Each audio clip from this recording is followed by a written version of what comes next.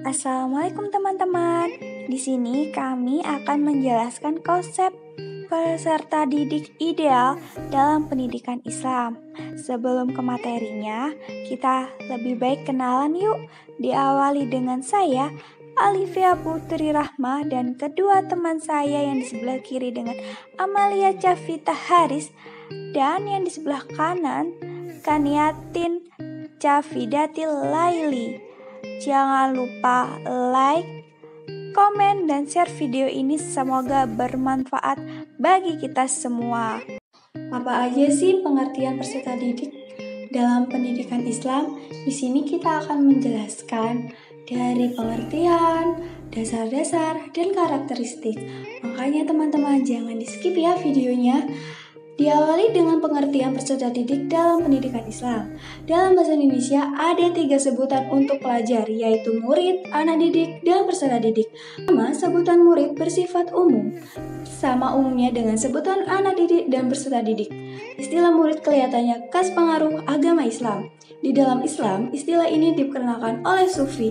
Istilah murid dalam tasawuf mengandung pengertian orang yang sedang belajar, menyucikan diri, dan sedang berjalan menuju Tuhan. Yang paling menonjol dalam istilah ini ialah patuhnya murid kepada gurunya. Arti patuh di sini ialah tidak membantah guru sama sekali. Hubungan guru dengan murid adalah suatu searah. Pengajaran berlangsung dari subjek ke objek. Dalam ilmu pendidikan hal ini disebut dengan pengajaran berpusat pada guru. Dasar-dasar kebutuhan anak untuk memperoleh pendidikan. Secara kodrati, anak membutuhkan dari orang tuanya. Dasar-dasar kodrati ini dapat dimengerti dari kebutuhan-kebutuhan dasar yang dimiliki oleh setiap anak dalam kehidupannya. Dalam hal ini, keharusan untuk mendapatkan pendidikan itu, jika diamati lebih jauh, sebenarnya mengandung aspek-aspek kepentingan, antara lain 1. Aspek pedagogis. Dalam aspek ini, para pendidik mendorong manusia sebagai animal educandum, makhluk yang memerlukan pendidikan. 2. Aspek sosiologi dan kultural. Menurut ahli sosiologi, pada prinsipnya manusia adalah monstrous, yaitu makhluk yang berwatak dan berkemampuan dasar untuk hidup bermasyarakat. 3. Aspek tauhid. Aspek tauhid ini adalah aspek pandangan yang mengakui bahwa manusia adalah makhluk yang berkebutuhan. Menurut para ahli disebut homo divinus, makhluk yang percaya adanya Tuhan, atau disebut juga homo religius, makhluk yang beragama.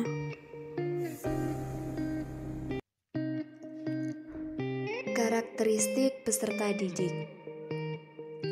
Dalam proses belajar mengajar, seorang pendidik harus sedapat mungkin memahami hakikat peserta didiknya sebagai subjek dan objek pendidikan. Peserta didik bukan miniatur orang dewasa. Ia mempunyai dunia sendiri, sehingga metode belajar mengajar tidak boleh disamakan oleh orang dewasa. Karakteristik peserta didik yang pertama yaitu peserta didik mempunyai kebutuhan dan menuntut untuk pemenuhan kebutuhan itu dengan semaksimal mungkin. Yang kedua, peserta didik memiliki perbedaan antara individu dengan individu yang lain, baik perbedaan dari faktor endogen atau fitrah maupun eksogen atau lingkungan yang meliputi dari segi jasmani, inteligensi, sosial, bakat minat, dan lingkungan yang mempengaruhinya.